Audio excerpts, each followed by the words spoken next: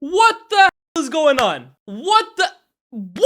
Before I even get into any of this image right here, this tweet, this is history right here. This is actually history. Indy Kyla reported this 3 hours before anybody else. I have no choice but to applaud.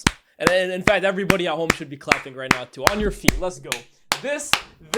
Wow, this summer from Indy Kyla has been ridiculous. But tweeting this out and then saying, like, he had another tweet where he said, oh, in a few hours, the rest of the English media will catch on. And then Ornstein and Romano kind of followed up, like his side act. And then you have David Ornstein, the biggest journalist in the UK, crediting Indy Kyla. Wow. This is like you're having a Ballon d'Or breakout season at 32. I'm in awe. But guys, Carlos Baleba, Man United. Did Man United fans just manifest this rumor? Did we just manifest this potential signing? Because look, we've kind of been over the last few weeks in the entire window, we've been saying, oh, we need a midfielder, and I like Cunha, I like Mbuemo, I like Sesko, but we should really be going after a midfielder. Like, I'd rather spend that money on Baleba, for example. And I keep thinking to myself, like, okay, I mean, I like Baleba too, I would spend that money, but there's no links to him. Who says Brighton are going to sell to us? Do we even want him? And now all of a sudden, the whole footballing social media world has exploded at the news that United are interested in the guy and that they have approached Brighton, and in the next few days, they are going to learn whether Brighton are willing to do business. Now, let's calm down a little bit because Ornstein has reported that Brighton do not plan to sell this summer and all sides aware a move may be unrealistic. I believe it. Because guys, this is the same football club that sold Caicedo for 115 million. It's the same football club that sold Cucurella for 60-something million. It's the same football club that if Baleba is a subject of interest, I believe may go for more than Caicedo.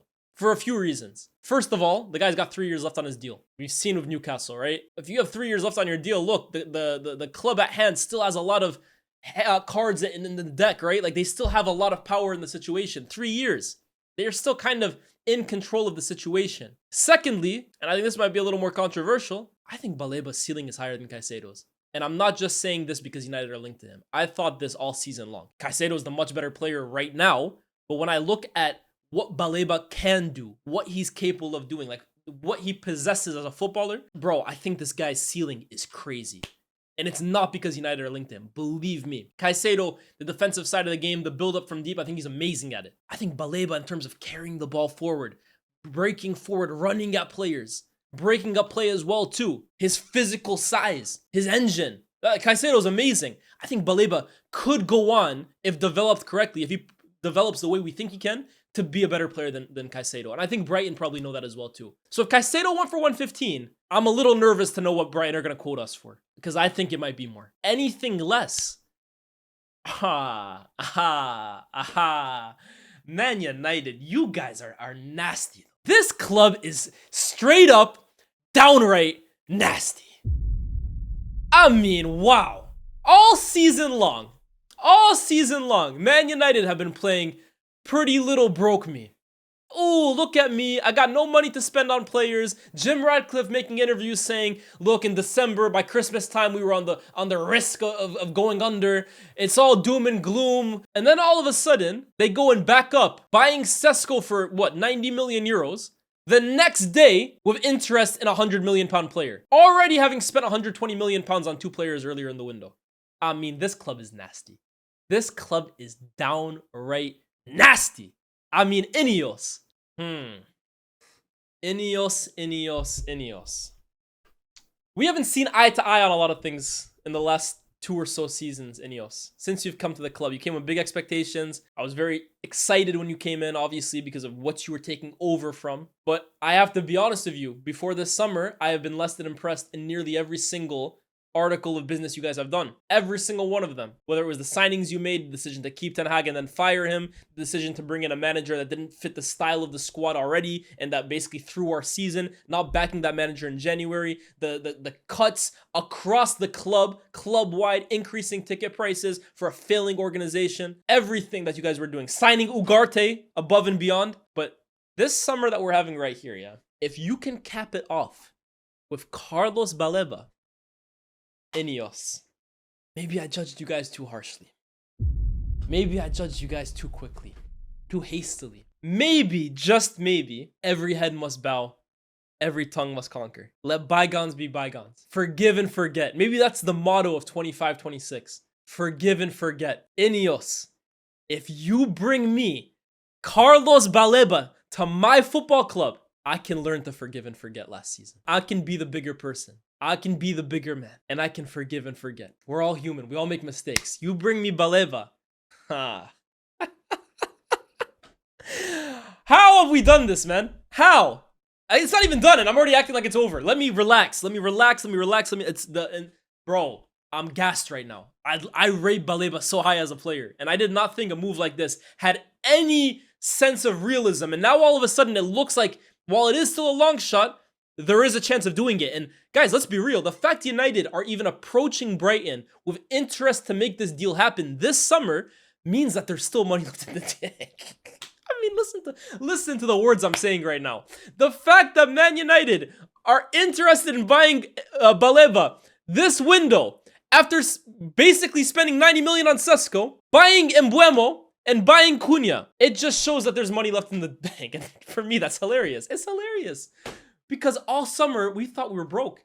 We thought we were basically running on fumes, running on empty. This club is, bro, there's no other way to describe it other than this club is a nasty, nasty, downright piece of work. That's the only way, that's the nicest way I can describe it. We're nasty. We are nasty, nasty work. You bring me Baleba for this midfield, right? And to be honest with you, that's a great rebuild. It's a great rebuild because honestly, look at the core of Man United if you bring in a Baleba. Lenny Yoro, teenage center back, for me, a real top talent. I think Yoro is one of the best young center back talents in the world, flat out. He's at the club, tied down for the next few years.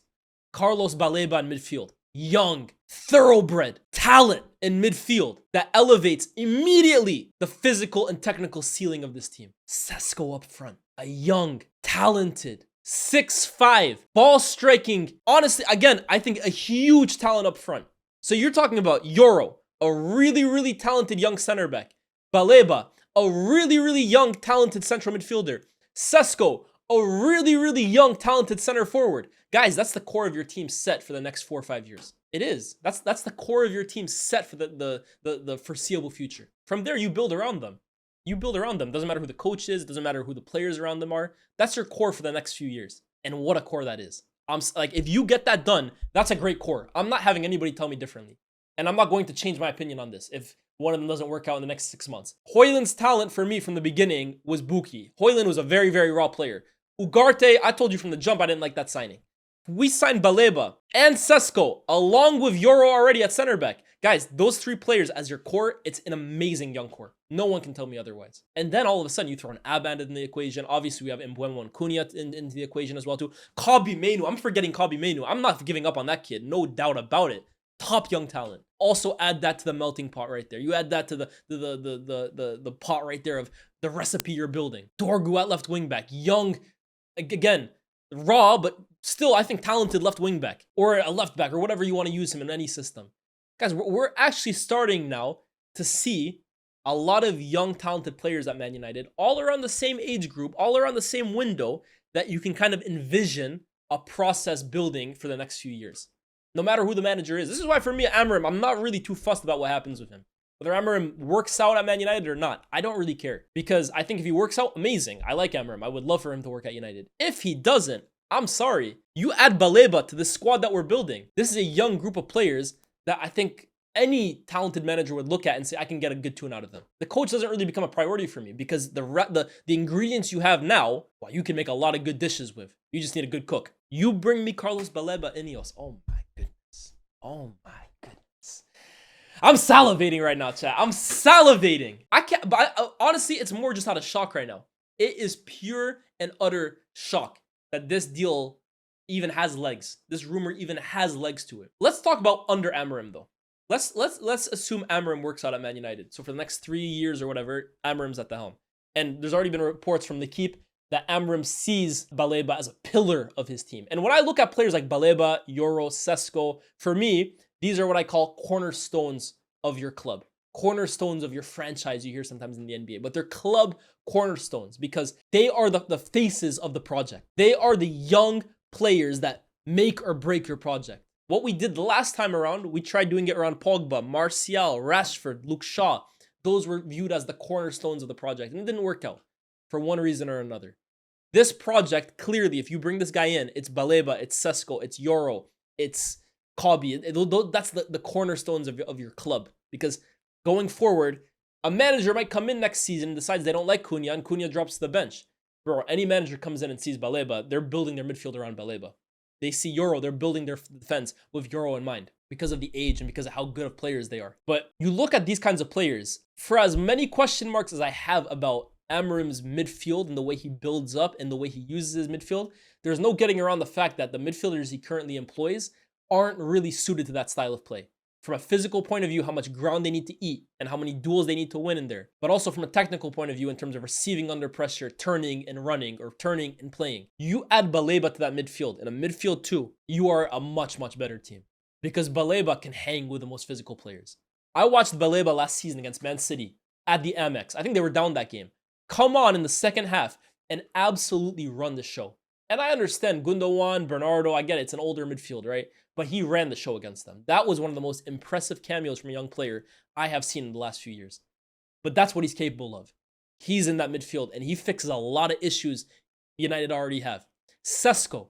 I'm going to talk a little bit more once this deal becomes official, right? But you look at the amount of long balls United kind of end up having to play to their center forward, hoping that he can kind of just make it stick and get others into play. Guys, I saw a stat on the overlap today between MUFC and Umir. And they were saying, I have the stat in front of me, right? Aerial duels won in the last season. Xerxes won 29.9% of his aerial duels. Højlund won 24.6% of his aerial duels. Benjamin Sesko won 57.4% of his aerial duels. That's the level of target man you're kind of acquiring with Benjamin Sesko. And all of a sudden, that kind of mold of center forward in this kind of system makes a lot more sense. He's a much better fit than what we currently have. That's just in the present, what they add to this system. But I'm telling you, any manager that comes in, God forbid Amorim doesn't work out, we bring in a different manager who wants to play 4-3-3. Baleba fits in that team, fits in a midfield three. Mbeumo fits in that team. Sesko fits in that team. Yoro fits in that team. You're building a core for this club now. I'm a big fan. I'm a big fan of this approach. I keep telling you guys, man, yeah, you can tell me what, there's a midfielder that's available for 60 million. He's 29 years old and he's going to be a more immediate fit for the club. But I'm telling you, if you can get me Baleba, who's 5 years younger, infinitely more talented in terms of potential, and he's going to cost more, I'm taking the younger player. That's how you build a squad for the future. And if we get Baleba on top of that, he's a damn good player right now, guys. He's a damn good player right now. And I think it's important for United to get ahead of the chasing pack. Because 2 years left on his deal next year, every club in the country will be after him. Arsenal will be after him. Liverpool will be after him. Chelsea will be after him. City will be after him. Right now, those clubs maybe have other priorities, right? 3 years on his deal, he's going to cost over 100 million. Maybe they need to invest in different areas before they look at him. Get in front of the chasing pack. Man United, make this deal happen. It's going to be tough. It's going to be difficult. It's going to be excruciatingly painful dealing with Brighton. Get it done. Bring Baleba to the theater of dreams.